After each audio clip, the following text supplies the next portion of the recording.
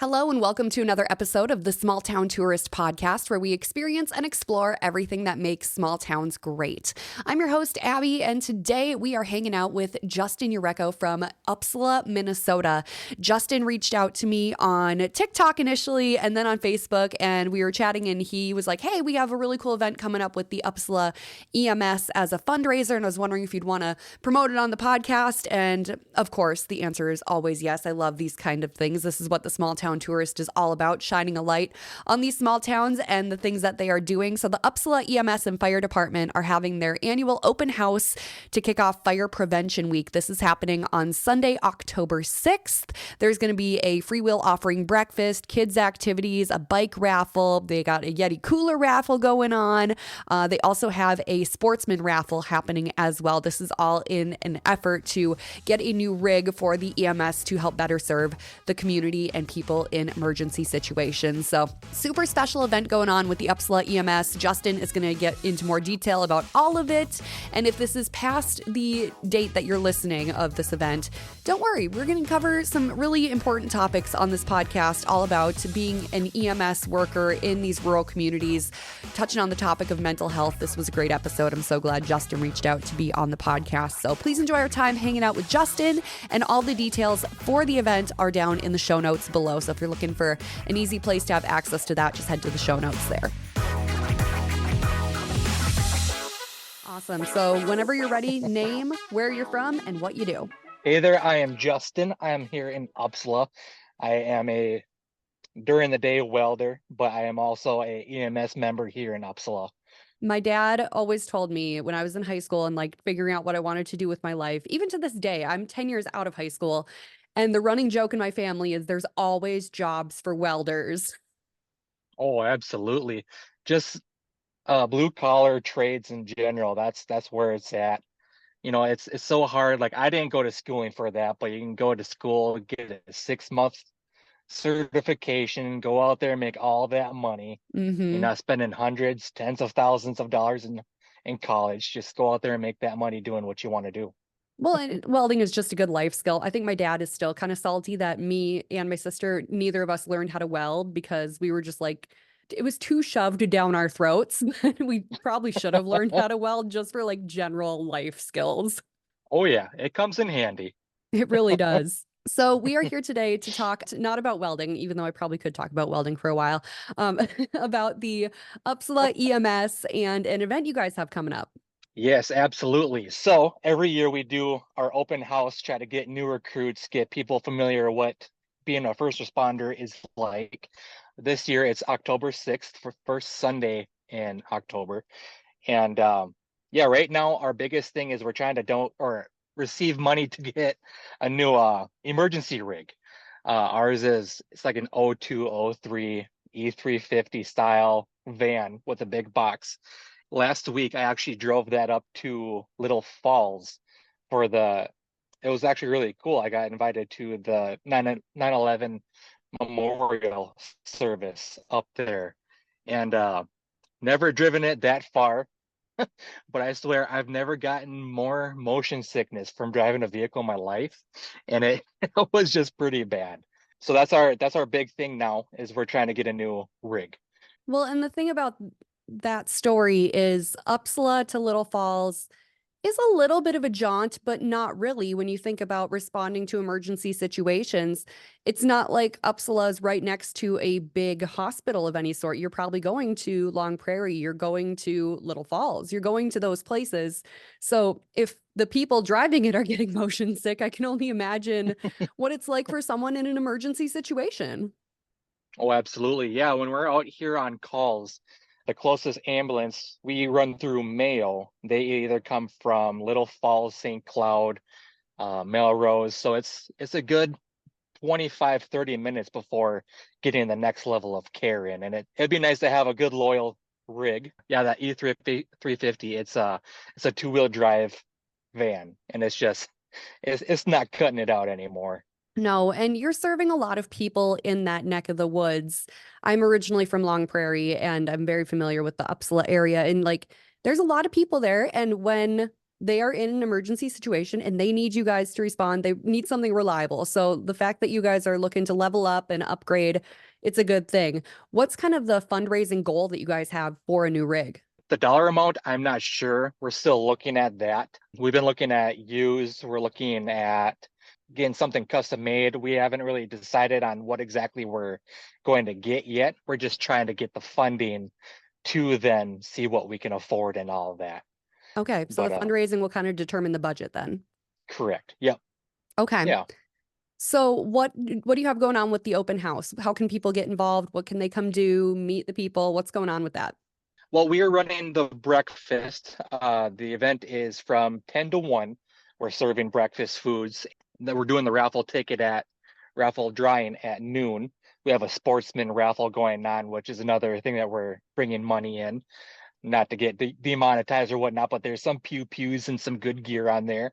And yeah, it just brings people together. There's going to be a lot of events and things for kids to do. We're getting this really cool fire truck bouncy castle, and I'm 32, but like I like to do kid stuff too, but We're all kids at heart, right? absolutely.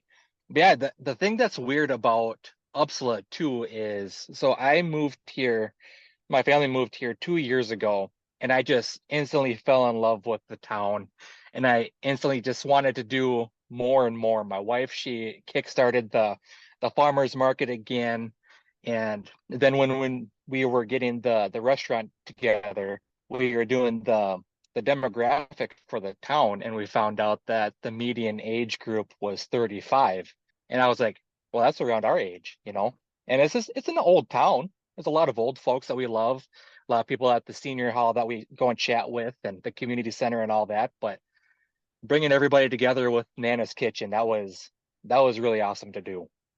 Yeah, let's talk a little bit more on that. I know it's a little off topic from like the actual topic we're here to talk about, but it's still a big deal, especially in a town like Uppsala where there really is only one main street going through it. All the businesses are kind of on that street. And Yep. you guys had purchased what was previously Cynthia's, which Hmm. opened up, oh gosh, I want to say that was like what, 2018-ish, something like that. And then Yeah, shut I'm not down. sure about that. Yeah, it was right around that time. I want to say, I don't know. COVID kind of blurred everything together to get back on that topic.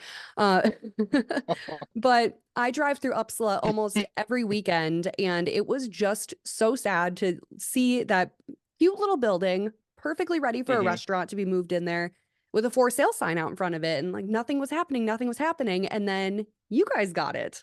Yep. Yeah, that's how we felt when we first moved here. Like we would go over to Jordy's over in Bolis, and we'll go to Kara and I, we lived in Freeport with her folks for a while, so we would go to Charlie's. We would just Hmm. go to Charlie's and Golden Eagle there in Gray Eagle. And we're just like, we need something here in town.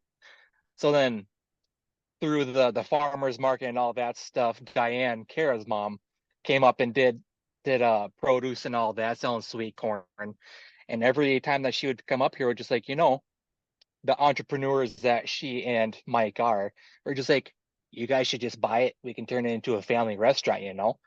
And then we're good friends with Raleigh, our current mayor. And then he was just like, you know what? That's a really good idea. So then every time that he would come to the farmers market, or we'd be sitting down chatting, he would kind of harass Mike and Diane. And finally Diane, she semi-retired from the VA in Sartell, and she was bored out of her gourd, and she was just like, you know what? Let's do it. So then they bought it, and took forever to get it up and going, as a new business should. But Right. If you're going to do it it's the right way, it's going to take some time. oh yeah, it was just a lot of cleaning, getting everything just prepared, and getting all the food and all that to go. And yeah, it's been a wild ride. It was really crazy the first month. Now that the kids are back in school and all of that, it's steady, but it's been a lot of fun seeing all the townsfolks and all the people in the neighboring towns come out together and have a little smile. It's always fun to have a new place to go to, and then that new place always ends up becoming your favorite place than a regular place, which is awesome. There's a Facebook Mhm. group, I'm not sure if you're part of it. It's called All Roads Lead to Upsala. Oh And yeah, I post on that all the time. I think I am annoying Wanda Wanda Erickson. She runs the page, and I post videos and tags and all that all the time. It's fun. it's a great page. And it's so true though, because like if you're on any sort of major road in the area, it will lead you to Uppsala. Oh, absolutely. Absolutely. Oh, well, I'm super excited that you guys have that up and going. I have it on my list to, I'll be in Long Prairie for deer hunting season pretty much now Oh, until there the you end of the go. year. So I'm definitely going to be coming out for dinner a couple times, which is Yep. super exciting. Back to our topic at hand. Oh yes, yes. Look at me getting sidetracked. Shocker. Um, so what was your journey like joining the Upsala EMS? Were you a part of an EMS before that, or is this a totally new thing for you? I was not. So I'll try to make a long story short. It's a podcast. Make the long So story long. so ever since I was a little kid, I always had this feeling that I was made to help people. Even today, I still don't know exactly where my like career path is, but like deep down to my core, it has always been helping people. Growing up, it has always been about our military, our vets, and all that stuff. So I was either always too young or not mentally fit to be in the military. And so I was just like, I want to help these guys out. Yeah, I just want to make sure that they were loved, make sure that they were taken care of when they came home, because that's when they're home, they are physically here, but their mind is still overseas and all that stuff. And my big thing that I brought to the table of EMS was mental health. But going forward in my life, experiencing trauma and my own mental illness that I to this day I battle with. And right now I'm kind of in a slump myself, but I have therapy appointments coming up, reevaluations with my medication. So I'm getting taken care of, plus talking to good people like you and my wife and all of that. But yeah, my big thing was always mental health, especially when it comes to suicide awareness. I am on that list as well. A handful of years ago, I tried to take my life with suicide, and I got into trying to cope with substances and all that. And it was pretty rough up until I met my wife now, Kara, and we have a matching tattoo that says mine says her angels roared louder than my demons. And that's absolutely true. She's my ground. She's what keeps me grounded and all that. But yeah, and another thing that I always preach, but I don't always do it myself. It is okay to not be okay, but it is not okay to not talk about it. And every time that I'm in a slump like I am now, she reminds me of that, and I just try to move it forward. But I'm always on all these pages, 22 Valhalla, just anything that revolves around mental illness, mental health. That's that's what I wanted to do. So then when we moved to Uppsala, I went to their open house and I met the crew and this and that, and I was just like, this is it. This is how I serve my community. This is how I help spread help with mental illness. And especially with an old farm town, this is something that is completely foreign to these folks. But now with there being a younger generation here and all that, families, younger people in our age group, we all have our bad days and all that stuff. And men especially, they harbor it, we harbor it up until it gets too much to handle, and it doesn't always go in our favor. So me being who I am, I just try to be a very good advocate for both men and women's mental health and all that. So that's kind of where it landed me with EMS. And it's been a wild ride. There's been a handful of calls that I still have troubles with. I mean, they're all hard in a way, but the hardest one is as kids. Being a father, seeing a kid, in that kind of environment, it really hurts. It really, I'm not gonna cry. It's okay. Jeez. Crying is okay. Crying is so welcome here. This is a safe space. Oh my goodness. But yeah, kids are a hard one for sure. There was actually this little girl. I'm not just so if anybody from the law is watching this, I'm not breaking HIPAA. Her story is public knowledge and it's on her GoFundMe as well. Her name is Kennedy. Little 7-year-old girl. We got a page that a 7-year-old was having a seizure. And just instantly I got that. I was just like, if this was my kid, what would I do? I would drop everything instantly and just go.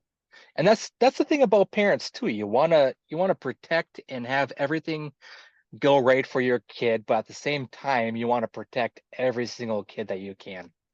So when I got that page, I had that mentality, got to the door, checked my emotions and all of that. But I swear, this little girl, she is the strongest, besides my wife. She's probably going to hear this too, so I have to plug that in. But this little girl, she is the strongest human being I've ever seen in my life. She had, I believe it was an 8-minute seizure. And if you know anything about seizures, it takes a really big toll on your head, your just physical body. They say that any amount of time of a seizure is like running a marathon. And she came out of it strong. We gave her a stuffed animal. She got to the next level of care and all of that. But after she went down to, I believe it was Children's, they found out that there was a whole mess of other issues that she was having. She was diagnosed with epilepsy and this and that, and just a whole laundry list of a long road to deal with. And her family is such a sweet family. They come into the restaurant all the time. And whenever I'm helping out with any kind of events, the dad, Justin, he was always by my side and all of that. But right now, they have a GoFundMe going. They found this place that trains service dogs. And I know that you can train service dogs for just literally anything. But this dog in particular it sniffs out signs of seizures. Didn't know that was a thing. That's But crazy. yeah, it is bonkers how dogs are very special. I love dogs. But to pinpoint when somebody is having a seizure, that's wild. That is wild. And so on all roads, I've posted about that and all that, trying to get some love her way and helping out the family so they're less stressed about bills and all of that. And I've run that through TikTok and Instagram and just wherever I can. It's just such a sweet little girl, always has a smile on her face, doesn't matter what is going on. It's just she is just such a joy. And the thing about that too is with EMS, we don't always hear what happens after the patient leaves us. Our thing is to keep you alive and well until the next level of care comes. You get into their rig and you're on your way, but not always hearing how you are after we leave. That silence is hard to take too, because when we're there, we do everything possible to make sure that you're in comfort, you're breathing, you're alive, you're well, and it just, yeah, Yeah, you're people with big hearts serving the community and wanting the best for the community. And yeah, I can imagine sitting there going, I hope they're okay. The last I saw, yep, they were as okay as we could make them, but you just wonder, hopefully they're okay. And you're sitting there hoping and praying for them. And that's kind of all yep, you can do once you hand them off to the next person. absolutely, yes. Well, I wanted to say thank you for your service to the community. My father was a first responder with the Long Prairie Fire Department for Hmm. 20 some years. And I know the toll that it takes on you as a person, your mental health, your family, because those calls come in at all hours of the night. I can still hear my dad's pager going off at 3 in the morning and his feet pattering around on the floor above my Yep, bedroom ceiling. But you guys are the true heroes in those situations. You're there helping the people in their biggest time of need. So thank you for that. Thank you for your advocation for mental health because, like you said, in these smaller communities, in these farming communities, mental health isn't something that is talked about nearly enough, especially in Mhm. the male population, because for generations you're told, suck it up, just keep going, suck it up, bottle all up Yep. your Yep. emotions, don't talk about them. But I'm so Hmm. glad that our generation is being bold enough to come forward, say, hey, I'm not okay all the time. And it's okay. And I'm doing my best to get through it. But what helps is talking about it and being an advocate. Absolutely. Yep. Absolutely. And sometimes just talking about it, getting yourself to the point of being able to talk about it. Like I know when from my start of my trauma, I held that in for 3 years. So like with me, what happened with me was I was caught up in a SA situation when I was living in North Dakota at the time. And I was not in a good space then. I wasn't taking care of myself physically and this and that. I was withered away. I didn't wasn't able to protect myself. And I'm not claiming to be a victim by any means, but I am very glad that I came out of it. And at that age, I was 19 and I didn't know what that was going to do with to myself down the road. So I never spoke up about it. I never went to the cops. I never told my family about it up until one day I was watching the news and this article about a girl came out, same situation that I was in, and it like it clicked. And I remember we were at the dinner table and my mom said that I was just mentally gone for a good 10 minutes before getting snapped out of it. I broke down, I was shaking, I was crying, and I that was my moment to where I finally let it out to let somebody know what had happened, what was going on with me.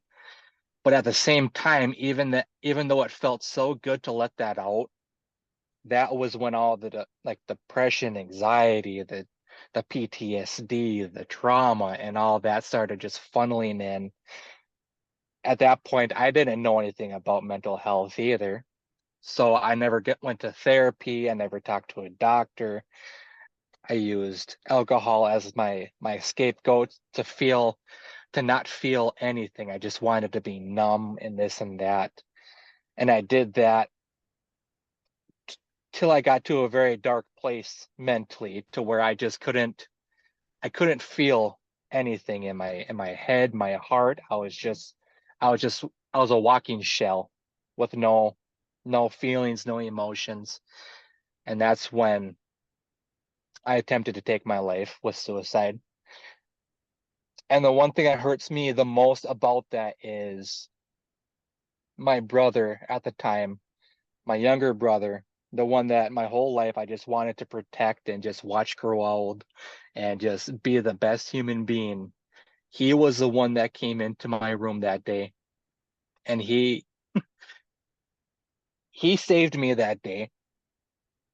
And after that I did the 72-hour hold in at Mercy. At the time I was living in Zimmerman. And after that, that's when it was like, okay, this is it. I'm finally I got the help, got into therapy, medication, this and that. And yeah, the rest of that is history. It's been a roller coaster. You know, we all have our bad days. And like I said before, I'm in a slump now, but I'm doing okay. I'm not okay and it sucks right now, but it's not going to suck forever. And That's a good that's thing to the keep thing in that I want mind. everybody to that's the one thing I want everybody to feel is that your life may suck right now, but it's not going to suck forever. And whenever I talk to men about this, it may sound, growing up, we always heard that it was being a sissy and this and that, talking about feelings and all of that, and it's not. It is not. It is so you are more strong being able to talk about this thing than to not. You just got to let it out. And yeah, I feel like I'm rambling on, but yeah, it's You're doing great. mental health. It just, oh, goodness. It's an important Well, topic thank and it you. needs to be talked about all the time. And I'm glad that the Upsala EMS has someone like you. I'm not happy that you like went through hard things and that you had trauma and all this stuff, but you are someone now who is taking all of that hard and you are converting it into something that is helpful to other people who are going through these other hard things. Like you are being the angel that your brother was to you for other people now. Absolutely. And like when I first jumped on EMS, like I purely just wanted to help, just helping out the community, make sure that everybody, like my neighbors, everybody is taken care of, everybody here. It's a small town. Everybody knows everybody. And it, it's just, I love everybody here. And I just want to see this town succeed in a way. But yeah. Well, Upsala is very lucky to have you. Unfortunately, we're getting to the end of our recording here, but again, thank you for all that you're doing for the community. Let's plug the event one more time. Let's get you guys some funds raised for a new rig. Yes, absolutely. So again, it is October 6th. Show up for breakfast. We're cooking. I myself am not going to cook, but like I'll be there. I'll talk to you. But raffle, you can reach out to me on Facebook or whatnot, Justin Yurecko. If you see me on all roads, you'll probably scroll through like 1,000 of my posts. And I do Venmo. We can go to a parking lot. I can give you a raffle ticket, however you like. It's $50 for a raffle ticket. And drawing for that is at noon. Or donations is always welcome too. Can do that through Venmo too, and I can just transfer that over to the EMS that way as well. But even if you don't donate, if you don't get a raffle ticket, even at Nana's, I just like seeing everybody smile. I just want to see everybody. I want to talk to everybody I can. And it's just a joy. So come out, and Abby, if you come out, be much appreciated. I will see what my schedule looks like that day. I know there's a couple of golf events that I have booked for early October. I just have no idea what day that they are. So I got to check that. But if I'm in town, I will be there for sure. Absolutely. All right. Well, It's thank hard to you keep me again. away from a good raffle. I'm going to be honest. It is hard. It is very hard. Oh, well, thank you so much. And everyone, I'll make sure that everything we mentioned is down in the show notes below for easy access. So, Absolutely. Well, thank you for having me on here, dear. yes, thank you. We'll talk soon. Yes, ma'am. Thank you. Thank you so much for checking out another episode of the Small Town Tourist podcast. If you're looking for more content from me, you can find me on Instagram at The Small Town Tourist, as well as Facebook. And you can always check out the blog as well, thesmalltowntourist.com. I'll catch you next week.